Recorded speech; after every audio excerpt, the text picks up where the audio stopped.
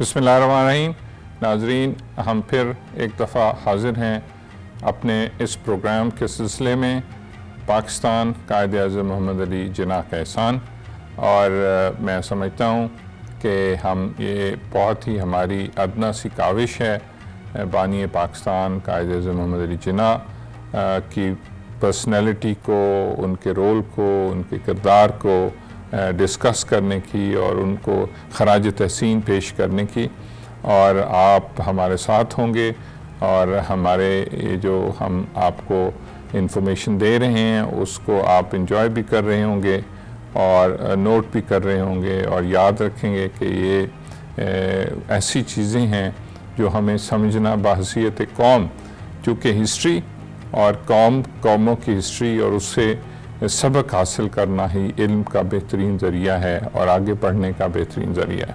तो हम ये समझते हैं कि कायद-ए-आज़म मोहम्मद अली जिन्ना, उनका रोल, उनकी पर्सनैलिटी, ये हमारे लिए रोल मॉडल है। और अगर मैं ये भी समझता हूँ कि कायद-ए-आज़म मोहम्मद अली जिन्ना जब गवर्नर जनरल बने थे और उन्होंने जब अपना गवर्नर जनरल का जो वक्त था वो बहुत थोड़ा था, और अगर उनको ज़्यादा वक्त मिल जाता तो शायद पाकिस्तान बहुत जल्दी से तरक्की करता। बहुत सारी उनकी एग्ज़ाम्पल्स हैं, उनकी स्ट्रगल की जो ज़िंदगी है, किस तरह रूल ऑफ लॉ को के वो पाबंदी के कायल थे, वो किस तरह नॉन वायलेंस के कायल थे, किस तरह वो विमेन एम्पावरमेंट के कायल थे, किस तरह वो वक्त की पाबंदी के कायल थे, किस तरह वो डिसिप्लिन थे। तो ये सारी चीज़ें हैं जो कि हम आपको बताएंगे और मकसद हमारा यही है कि हमारी कौम इससे आशना हो कि हमारे कायद की कितनी बड़ी पर्सनालिटी थी, कितना बड़ा उनका जो है वो औरा था, कितना बड़ा उनका जो किरदार था पाकिस्तान को बनाने में। और अगर वो इतनी ज़्यादा मेहनत नहीं करते तो हमारे लिए ये मुमकिन नहीं होता कि हम एक आज़ाद मुल्कत में बड़े फ़ख्र से एक आज़ाद शहरी के तौर पे रह रहे होते। क्योंकि आप आज़ादी, मैं समझता हूँ कि किसी भी इंसान के जो एसेट्स हैं उसमें सबसे वैल्यूएबल एसेट्स में आज़ादी भी शामिल होती है। आप उन कौमों से पूछें जिनके पास आज़ादी नहीं है, फ़लस्तीन के शहरियों से पूछें, आप जो मुख्तलिफ लोग आज़ादी के लिए स्ट्रगल कर रहे हैं उनसे आप रोहिंगा मुसलमानों से पूछें तो आपको अंदाज़ा होगा बहुत सारे ऐसे लोग हैं जो आज़ादी की नेमत से महरूम हैं। तो हम जितना भी एहसान हमारे लिए हमारे कायद मोहम्मद अली जिन्ना का है, हम उनका ये शुक्रिया ही नहीं अदा कर सकते कि कितना बड़ा एहसान उन्होंने बरसगीर के मुसलमानों को पे किया, उनको एक आज़ाद रियासत और उसमें सर उठा के आज़ादी से जीने के लिए। तो मैं आपको पिछले प्रोग्राम में ये बता रहा था कि 1927, 28, 29, 30, 31, 32 ये चंद साल हैं जिसमें बड़ी तेज़ी से तब्दीलियाँ आईं, बहुत तेज़ी से बड़ी हैपनिंग्स हुई। और मैंने आपको पहले बताया कि डेली मुस्लिम प्रपोज़ल कायद-ए-आज़म मोहम्मद अली जिन्ना ने दी और उसको एक्सेप्ट नहीं किया कांग्रेस ने। फिर उसके बाद 1928 में वो फेमस नेहरू रिपोर्ट आई और उस नेहरू रिपोर्ट के बाद बहुत सारी चीज़ें क्लियर हो गई कि कांग्रेस में ज़ाहिर है मुसलमान भी उस वक्त शामिल थे, हिंदू भी शामिल थे, लेकिन नेहरू रिपोर्ट के बाद चीज़ें बहुत क्लियर होना शुरू हो गई कि ये शायद दो कौमी नज़रिया ही एक ऐसा नज़रिया है जिस पे अमल करके तो आगे बढ़ा जा सकता है। चूँकि कांग्रेस का बहुत ही क्लियर स्टांस था कि जो इलेक्शंस हैं वो भी सेपरेट जो इलेक्टोरेट्स हैं उसकी बुनियाद पे ना हो, और ये जो रियासत है ये भी इसकी आज़ादी तो मिल जाए, जो कॉन्स्टिट्यूशनल डेवलपमेंट थी वो भी हो और आज़ादी भी हो, और लेकिन वो एक अलहदा मुसलमानों की सल्तनत के हक़ में नहीं थे। और आपको इल्म में है कि ये तो इकट्ठी ममलकत या अगर सेपरेट इलेक्टोरेट ना हो तो ये वहाँ हो सकता है जहाँ पे कि کچھ ایسی قومیں رہتی ہوں جن کی بہت ساری چیزیں ملتی ہوں. جب آپ کی بنیادی چیزیں ہی نہیں ملتی، اب یونیفارم نہیں ہے، تو اس میں یونیفارم جو پاپولیشن ہے اس میں اس طرح الیکشن جو ہے اس کے نتائج ہر ایک کے لیے ایکسیپٹیبل نہیں ہوتے. تو اب وہ جو 1928 میں نہرو رپورٹ تھی، اس کے جواب میں قائد اعظم محمد علی جناح نے 1929 میں برطانیہ جانے سے پہلے اپنے وہ فیمس 14 پوائنٹس 14 نکات پیش کیے. اور آج ہم اس پروگرام میں 14 نکات کے بارے میں ہی بات کریں گے. اب 14 نکات تو آپ نے پڑھے ہیں اور آپ کے علم میں بھی ہے، لیکن ہم یہ ڈٹرمن کرنے کی کوشش کریں گے کہ کتنا ویژنری لیڈر تھے حضرت قائد، کہ ایک ایک پوائنٹ کو جب آپ دیکھیں گے تو آپ کو اندازہ ہوگا کہ کتنے بڑے کانسٹیٹیوشنل ایکسپرٹ تھے، کتنے بڑے لا کے ایکسپرٹ تھے، کتنا وہ دور تک دیکھنے والے تھے کہ ان کی جو علم ہے، ان کی جو حکمت ہے، ان کی جو دانائی ہے، ان کا جو مستقبل کے بارے میں دیکھنا ہے، یہ جو قائد اعظم محمد علی جناح کے 14 نکات ہیں، اس سے آپ کو بخوبی اندازہ ہو سکتا ہے کہ وہ کتنے بڑے لیڈر تھے، کتنا علم تھا ان کو، کتنا نالج تھا، اور اس کے ایک ایک پوائنٹ میں جتنا وزڈم ہے، جتنی دانائی ہے، وہ ہمیں کنونس کرتی ہے کہ قائد اعظم محمد علی جناح سے بڑا لیڈر اس خطے میں کبھی پیدا نہ ہوا ہے، نہ ہوگا. اور آج اگر ہم ان کے 14 پوائنٹس کی طرف جائیں تو پہلا پوائنٹ جو تھا ان 14 پوائنٹس میں وہ فیڈرل سسٹم تھا، وفاقی نظام.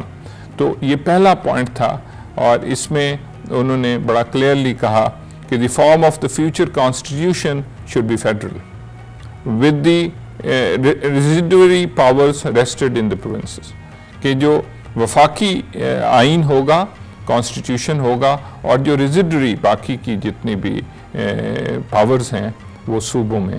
تو وہ اس بات میں بالکل کلیئر تھے کہ اسٹرانگ فیڈریشن ہی کسی مملکت کی جو ہے وہ سب سے بڑی بنیاد ہے. اور یہ آج بھی ہمارے لیے یہ سبق حاصل کرنے کی ضرورت ہے کہ فیڈرل سسٹم جو ہے، جو وفاقی نظام ہے، وہ بڑا اہم ہے ہمارے ملک کے یونٹی کے لیے، اس کو آگے بڑھنے کے لیے. اور اب اس کے ساتھ ہی فیڈرل سسٹم ان کا پہلا پوائنٹ تھا. لیکن اب آج بھی آپ دیکھیں، جو ہم 18th امینڈمنٹ کی بات کرتے ہیں یا جو صوبوں کی خود مختاری کی بات کرتے ہیں، تو انہی 14 نکات میں جو دوسرا پوائنٹ تھا وہ پروونشل اٹانومی تھی. سو فیڈرل سسٹم کا ہونا اب یہ وہ ریکگنیشن ہے جو آج بھی، یہ ہم بات کر رہے ہیں 1929 کی، تقریباً آپ سمجھیں کہ 92 سال پہلے کی. آج سے 92 سال پہلے کا جو ان کا ویژن تھا یا جو سوچ تھی، وہ آج بھی ہم یہ سمجھتے ہیں کہ یہی سوچ ہی ہے جو اس ملک کو مضبوط اور یونائٹڈ اور آگے کی طرف لے جانے میں مددگار ثابت ہو سکتی ہے. تو پہلا پوائنٹ ان کا فیڈرل سسٹم تھا کہ کانسٹیٹیوشن جو ہے وہ فیڈرل ہو اور جو ریزیڈوری پاورز ہوں وہ صوبوں کے پاس ہوں. اور دوسرا جو پوائنٹ تھا وہ پروونشل اٹانومی تھی. A uniform measures of autonomy be granted to all provinces. Autonomy ہو. اور پھر یہ ایک اور بہت ہی خوبصورت پوائنٹ ہے، اور یہ ایک ہمارے لیے سبق بھی ہے کہ جو پروونشل اٹانومی ہے وہ اکراس دا پروونسز وہ سیم ہو. اس میں کوئی فرق نہیں ہے کہ وہ صوبہ بڑا ہے، وہ صوبہ چھوٹا ہے، وہ صوبہ امیر ہے. وہ چونکہ جو فیڈریٹنگ یونٹس ہیں ان کی جو اٹانومی ہے اس کو برابری کی سطح پہ، میں پھر یہ پڑھ کے آپ کو سناتا ہوں. A uniform measure of autonomy shall be granted to all provinces. جو بھی اس وفاق میں صوبے ہوں، اس وقت تو وفاق کی بات پورے برصغیر کی ہو رہی تھی، اور اس وقت جس دور میں یہ 14 پوائنٹ آئے، انہی میرے خیال میں یہی وہ 14 پوائنٹ تھے جو کہ بعد میں مسلم ریاست کے قیام کا جو ہے جو بنیاد بنی یا جو بیسک فنڈامنٹل ہے مسلم ریاست کا، وہ انہی 14 پوائنٹس پہ بنا۔ ابھی ہم بریک لیتے ہیں اور پھر ملتے ہیں بریک کے بعد۔ جی ناظرین، میں آپ کو قائد اعظم محمد علی جناح کے وہ 14 نکات ہیں ان کے بارے میں بتا رہا تھا، اور یہ میں آپ سے عرض کر رہا تھا کہ یہ وہ 14 پوائنٹ ہیں جو کہ بنیاد بنے ریاست پاکستان کے قیام کے لیے، ایونچولی جس کی بنیاد پہ پارٹیشن ہوئی، یا یہ جو وہ نظریہ 2 قومی نظریہ تھا اس کو اسٹرینتھ ملی۔ تیسرا، اب یہ اور بڑا دلچسپ بات ہے کہ جو تیسرا پوائنٹ تھا وہ ریپرزنٹیشن آف مائنورٹیز تھا۔ اس وقت بھی ان کو اقلیتوں کی ریپرزنٹیشن، امپورٹنس، رسپیکٹ کا، تو قائد اعظم کا جو نظریہ ہے وہ آج بھی ہمارے لیے بہت امپورٹنٹ ہے، اور وہ انہوں نے اپنے 14 پوائنٹس میں یہ کہا کہ all legislative in the country and other elected bodies shall be constituted on the definite principle of adequate and effective representation of minorities in every province without reducing the majority in any province to a minority or even equality۔ تو انہوں نے یہ کہا کہ minority کی representation ہونی چاہیے۔ آج بھی جو ہو رہا ہے، آج بھی جو کشمیر میں ہو رہا ہے، اور یہ جو 5 اگست کو جو ایکٹ ہوا ہے، ہم سارے اس کی مذمت بھی کرتے ہیں۔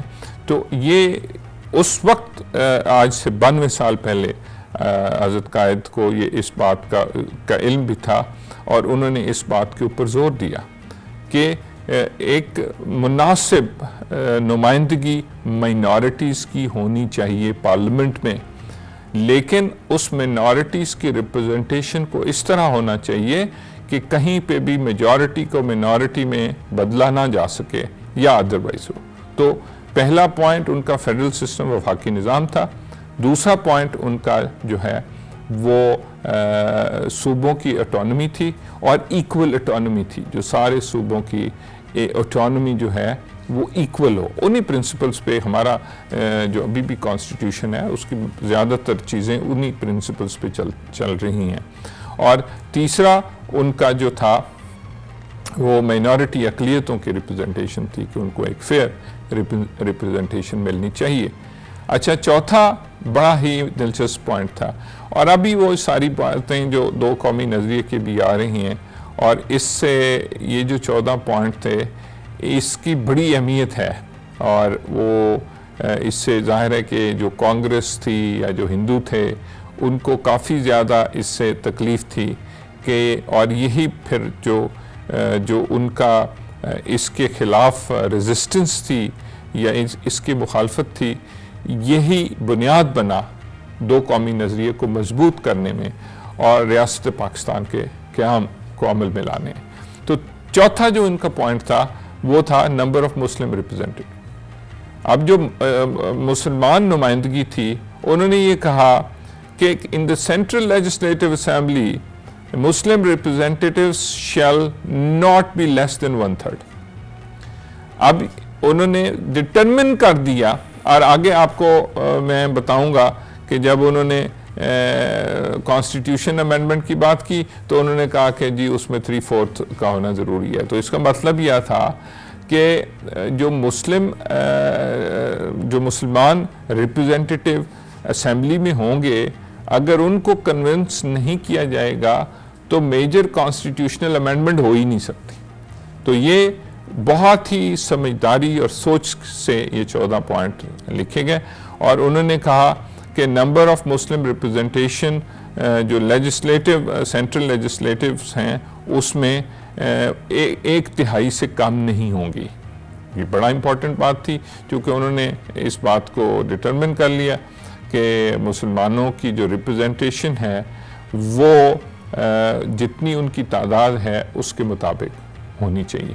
اور یہ چوتھا پوائنٹ، اب آپ ان پوائنٹ کے جو تسلسل ہے اس کو بھی دیکھیں۔ وفاقی جو آئین ہے، صوبائی خود مختاری ہے، اقلیتوں کی نمائندگی ہے، اور پھر مسلمانوں کی جو نمائندگی ہے وہ 1/3 سے کم نہیں ہوگی۔ ہر صورت میں جو سینٹرل لیجسلیٹو ہے اس میں 1/3 مسلمانوں کا ہونا ضروری ہے. اور پانچواں، یہ اس سے بھی زیادہ، جو کہ دو قومی نظریے کی تقویت کرتا ہے، یہ جو پانچواں پوائنٹ تھا وہ سیپریٹ الیکٹوریٹس پہ تھا. اس کے اوپر بھی ظاہر ہے کہ کانگریس بالکل رادر، میرا خیال ہے کہ زیادہ تر پوائنٹس پہ کانگریس جو ہے، اور یہ بڑے سالڈ پوائنٹس تھے، اور یہ نہرو رپورٹ کا زبردست جواب تھا، اور مستقبل میں جو ریاست ہے اس کے قیام کے لیے جو بنیاد بنی وہ انہی پوائنٹس پہ بنی. تو چوتھا جو پوائنٹ تھا وہ مسلمانوں کی نمائندگی تھی کہ وہ 1/3 سے کم نہیں ہونی چاہیے. پانچواں جو پوائنٹ تھا وہ سیپریٹ الیکٹوریٹس پہ تھا. Representation of communal groups shall continue to be by means of separate electorates as a present, provided it shall be open to any community at any time to abandon its separate electorate favor of joint electorate. کہ اگر بنیادی طور پہ آئینی شکل یہ ہوگی کہ ہر کمیونٹی کی سیپریٹ جو ہے وہ الیکٹوریٹ ہوں گے، اور اگر کوئی کمیونٹی خود سے چاہے کہ وہ جوائنٹ الیکٹوریٹ میں شامل ہونا چاہتی ہے تو اس کے پاس یہ آپشن موجود ہوگی. انہوں نے سیپریٹ الیکٹوریٹ کو پھر ریسٹرکٹ نہیں کیا. انہوں نے یہ کہا کہ اگر کوئی کمیونٹی اپنا اس حق کو سرنڈر کرنا چاہے اور وہ جوائنٹ الیکٹوریٹ میں شامل ہونا چاہے تو وہ بھی ہو سکتی. تو یہ جو ہے یہ ان کا پانچواں پوائنٹ. چھٹا پوائنٹ جو قائد اعظم محمد علی جناح کے یہ 14 نکات ہیں ان میں مسلم میجورٹی پروونسز کا تھا. قائد اعظم محمد علی جناح کو اس بات کا شاید اندازہ تھا کہ کسی لیول پہ بھی کانگریس یا ایون برطانوی راج یہ سازش کر سکتا ہے کہ جو مسلم پروونسز ہیں ان کی جو ٹیریٹوریل ری ایلوکیشن کی جائے اور اس میں کسی بھی مسلم پروونس کو تبدیل کر دیا جائے میجورٹی پروونس کو مائنورٹی پروونس میں. تو جو قائد اعظم محمد علی جناح کے 14 پوائنٹس تھے ان میں جو چھٹا پوائنٹ تھا مسلم میجورٹی پروونسز کے بارے میں تھا. تو وہ اینی ٹیریٹوریل ری ڈسٹریبیوشن، اگر کوئی ٹیریٹوریل کسی بھی علاقائی سطح پہ ری ڈسٹریبیوشن ہو یا اس کو دوبارہ سے ٹیریٹری کو ری ایلوکیٹ کیا جائے، that might at any time be necessary shall not in any way affect the Muslim majority in Punjab, Bengal and NWFP.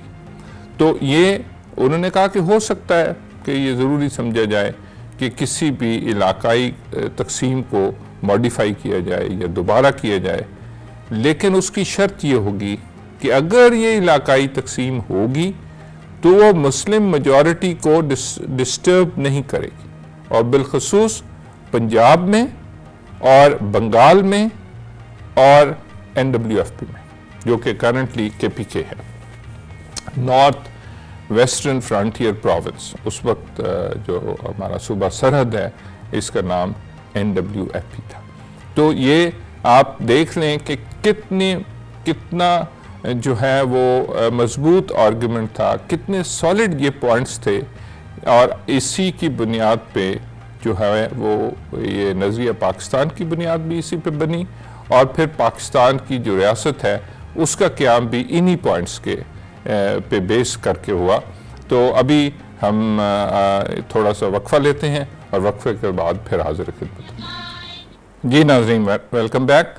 میں آپ کو 14 نکات کے بارے میں بتا رہا ہوں، اور میں نے 6 جو مختلف پوائنٹس ہیں ان کے بارے میں بتایا، اور 7واں جو نکتہ تھا یہ بھی بہت ہی اہم تھا، اور وہ ریلیجس لبرٹی پہ تھا. Full religious liberty of belief, worship and observance, association and education shall be guaranteed to all the communities.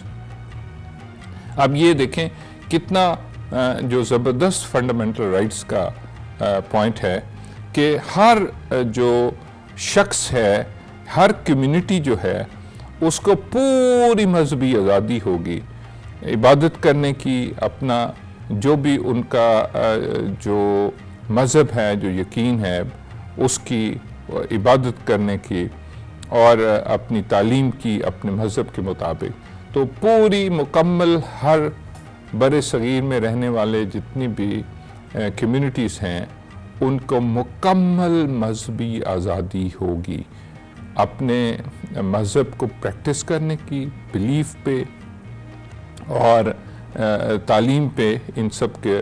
تو یہ جناح صاحب کا جو ہے وہ ان 14 پوائنٹس میں 7واں پوائنٹ تھا. اور میں آپ کو بار بار یہ بات بہت ہی زور سے کہہ رہا ہوں کہ آپ یہ دیکھیں کہ کتنا زبردست جو ہے وہ اس وقت یہ آلموسٹ جو ہے وہ ایک کانسٹیٹیوشن کی بنیاد پڑ رہی تھی، ایک جو آپ کا آئین ہے اس کی بنیاد پڑ رہی تھی کہ مستقبل میں ہماری ریاست کا آئین بھی ایسا ہی ہونا چاہیے. اور ایک اور یہ بھی میں نے جیسے آپ کو کہا کہ نمبر آف مسلم ریپرزنٹیشن 1/3 کی تھی، اور یہ بڑا سمارٹ پوائنٹ تھا.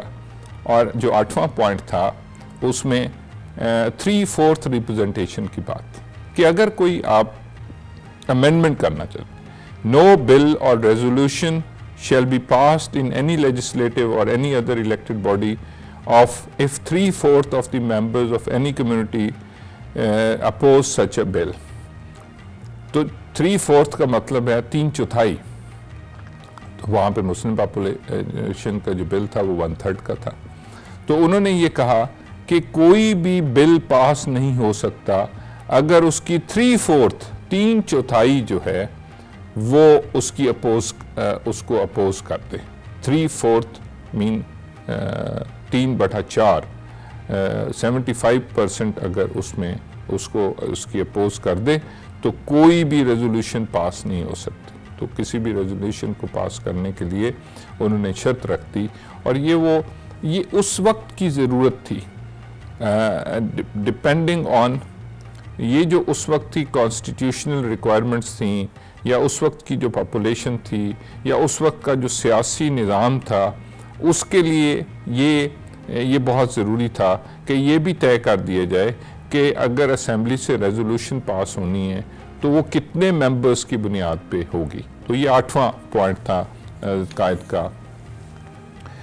اور پھر ایک اور بڑا ہی اہم، یہ بہت اہم نقطہ تھا، اور وہ یہ تھا کہ اس زمانے میں سندھ جو تھا وہ بامبے پریزیڈنسی کا حصہ تھا. تو یہ جو قائد اعظم محمد علی جناح کے 14 نکات تھے یا 14 پوائنٹ تھے، اس میں جو 9واں نقطہ تھا وہ یہ تھا کہ Sindh should be separated from Bombay presidency. تو سندھ کو بامبے پریزیڈنسی سے علیحدہ کر دیا جائے. سندھ میجورٹی مسلم پروونس تھا، تو اس طرح یہ ایک جو 14 نکات تھے ان میں ایک نقطہ یہ تھا کہ سندھ کو بامبے پریزیڈنسی سے الگ کر دیا. اور 10واں جو ان کا پوائنٹ تھا وہ introduction of reforms in NWFP and Balochistan, کہ بلوچستان میں اور سرحد کے صوبے میں جو ہیں وہ ریفارمز کی جائیں، اور وہ reforms should be introduced in North West Frontier Province and Baluchistan on the same footing as in other province. تو ان صوبوں کے اندر کے اندر ریفارمز کی جائیں جو کہ باقی صوبوں میں ہیں. اور ان کا خیال یہ تھا کہ ان صوبوں کے اندر جو کانسٹیٹیوشن ہے، جو رائٹس ہیں، اور جتنا بھی باقی لاز ہیں، ریگولیشنز ہیں، رولز ہیں، رائٹس ہیں، وہ ان کو اس کے اندر ریفارمز کر کے باقی صوبوں کی طرح ہی ان کو صوبوں کی شکل دے دی جائے. 11واں جو پوائنٹ تھا یہ بھی بہت اہم تھا، اور وہ یہ تھا کہ گورنمنٹ سروسز کے اندر جو جتنی بھی حکومت کے اندر حکومتی عہدیدار ہیں یا جو ملازم ہیں ان کے بارے میں یہ 11واں نقطہ تھا. Muslim should be given adequate share along with other Indians in the services of the state. تو مسلمانوں کو جتنے بھی افسران ہیں اور جتنے بھی ملازم ہیں جو گورنمنٹ سروس ہے اس میں ایک مناسب جو ان کی پاپولیشن کے مطابق ہے اس میں ان کو شیئر دیا جائے. تو یہ ان 14 نکات میں 11واں نقطہ تھا. اچھا، ایک اور جو بہت ہی اہم ہے وہ 12واں پوائنٹ ہے، اور وہ ہے protection of Muslim culture and language, کہ مسلمانوں کا جو کلچر ہے اور جو زبان ہے، جو ثقافت ہے اور زبان ہے، اس کو پروٹیکٹ کیا جائے. کوئی ایسا کام نہ کیا جائے جو کہ مسلمانوں کی زبان یا مسلمانوں کی ثقافت کے اوپر اثر انداز ہو. The constitution should embody adequate safeguard for the protection of Muslim culture, language, religion and civilization.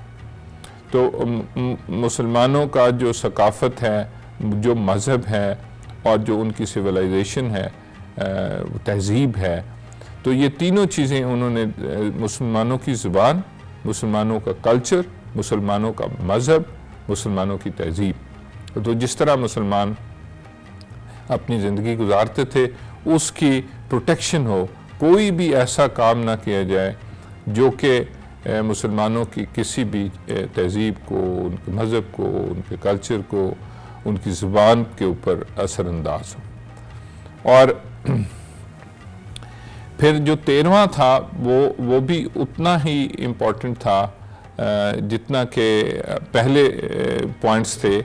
وہ یہ تھا کہ ہر جو کیبنٹ ہوگی، ہر کیبنٹ میں 1/3 منسٹرز جو ہیں وہ مسلمان ہوں گے. اور لیٹر آن جب ہم آپ سے بات کریں گے کہ اس سے کانگریس کو بہت تکلیف ہوئی، کانگریس بہت پریشان ہوئی. کانگریس تو سوال ہی نہیں پیدا ہوتا کہ کانگریس ان پوائنٹس کو ایکسیپٹ کرتی.